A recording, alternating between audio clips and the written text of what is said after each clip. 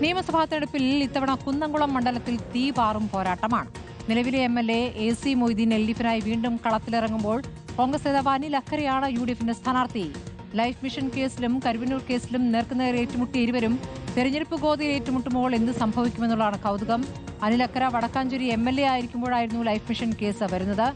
Jason Chamalappil വിവരങ്ങളുമായി. Jason, ഇപ്പോൾ തൃശൂരിലെ ഏറ്റവും കൗതുകമുള്ള മത്സരം ഒരുപക്ഷേ ഈ കുന്നംകുളത്തെ പോരാട്ടമായിരിക്കും.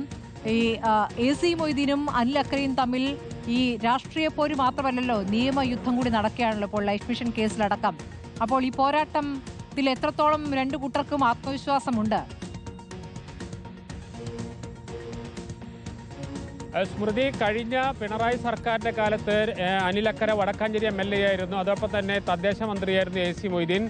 അതിശക്തമായ ഫൈറ്റ് നടന്ന, കേരളത്തിൽ തന്നെ ഏറ്റവും അധികം ശ്രദ്ധിക്കപ്പെട്ട പരസ്പര പോരാട്ടം നടന്ന ഒരു കാലമായിരുന്നു. അതിന്റെ തുടർച്ച ഇത്തവണ നിയമസഭാ തെരഞ്ഞെടുപ്പിലേക്ക് വരുമ്പോൾ നമുക്ക് കാണാനാകുമെന്ന പ്രതീക്ഷ തന്നെയാണ് എല്ലാവരും പങ്കുവെക്കുന്നത്. ഒരുപക്ഷെ ഏറ്റവും വലിയ ബദ്ധവൈരികൾ എന്ന് വേണമെങ്കിൽ പറയാം ഇരുവരെയും. അത്രയേറെ രാഷ്ട്രീയമായ പോരാട്ടം ഇരുവരും തമ്മിൽ നടത്തിയിട്ടുണ്ട്, ആരോപണങ്ങൾ നടത്തിയിട്ടുണ്ട്. ലൈഫ് മിഷൻ കേസുമായി ബന്ധപ്പെട്ട് ഉയർന്ന നിരവധി ആരോപണങ്ങളിൽ AC മൊയ്തീനെ അന്ന് പ്രതിസ്ഥാനത്ത് അനിൽ അക്കര നിരവധി തവണ നിർത്തിയിട്ടുണ്ട്. അതോടൊപ്പം തന്നെ കരുവന്നൂർ കേസുമായി ബന്ധപ്പെട്ട നിരവധി വിഷയങ്ങൾ ഏറ്റുമുട്ടൽ ഉണ്ടായിട്ടുണ്ട്. അതുകൊണ്ട് തന്നെയാണ് കുന്നംകുളത്ത് വരാൻ പോകുന്ന ഈ തെരഞ്ഞെടുപ്പിൽ അനിൽ അക്കരയും AC മൊയ്തീനും ഏറ്റുമുട്ടുമ്പോൾ കേരളം ശ്രദ്ധിക്കുന്ന ഏറ്റവും വലിയ രാഷ്ട്രീയ പോരാട്ടങ്ങളിൽ ഒന്നായി മാറുമെന്ന കാര്യത്തിൽ യാതൊരു സംശയവുമില്ല. കുന്നംകുളത്ത് CPMന് ശക്തനായൊരു സ്ഥാനാർത്ഥി ലഭിക്കാതെ പോയതാണ് ഇത്തവണ AC മൊയ്തീന് വീണ്ടും തുണയായതെന്നാണ് നാം മനസ്സിലാക്കുന്നത്. AC മൊയ്തീനെ മാറ്റിയാൽ ശക്തമായൊരു സ്ഥാനാർത്ഥിയെ കുന്നംകുളത്ത് നിലനിർത്താൻ LDFനാകില്ല എന്ന ബോധ്യത്തിന്റെ അടിസ്ഥാനത്തിൽ വീണ്ടും ഒരു അവസരം നൽകുകയാണ്.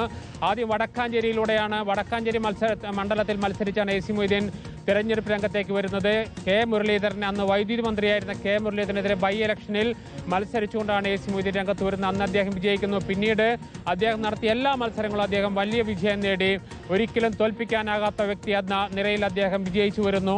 ഇപ്പോൾ അദ്ദേഹത്തെ മാറ്റുമെന്ന ആദ്യഘട്ടത്തിലൊക്കെ ഒരു ചർച്ചയുണ്ടായിരുന്നു. പക്ഷേ പിന്നീട് കുന്നംകുളം മണ്ഡലം നിലനിർത്തണമെന്ന ഉറച്ച നിലപാടിന്റെ അടിസ്ഥാനത്തിൽ കൂടിയാണ് AC മൊയ്തീന് മറ്റൊരു അവസരം നൽകുന്നത്. അതോടൊപ്പം തന്നെയാണ് കോൺഗ്രസ് കുന്നംകുളത്ത് അനിൽ അക്കരയെ പരീക്ഷിക്കുമ്പോൾ AC മൊയ്തീനോട് ഏറ്റുമുട്ടാൻ മറ്റൊരു സ്ഥാനാർത്ഥി തൃശ്ശൂരിൽ കോൺഗ്രസിനില്ല എന്ന യാഥാർത്ഥ്യം കൂടി മനസ്സിലാക്കിക്കൊണ്ടാണ് ഇപ്പോൾ അനിൽ അക്കരയെ അങ്ങോട്ട് പരിഗണിക്കുന്നത്. ഏതായാലും ഈ തെരഞ്ഞെടുപ്പിൽ ഏറ്റവും അധികം ശ്രദ്ധിക്കപ്പെടുന്ന ഒരു മത്സരമായി മാറും കുന്നംകുളത്തേത് എന്ന കാര്യമാണ് നമുക്ക് ഇപ്പോൾ മനസ്സിലാക്കാൻ കഴിയുന്നത്. സ്മൃതി, ശരി. ജേസൺ ചാമളപ്പിലാണ് കുന്നംകുളം പോരാട്ടത്തിന്റെ ഒരു പ്രത്യേകത അത് വിശദമായി തന്നെ പറഞ്ഞത്.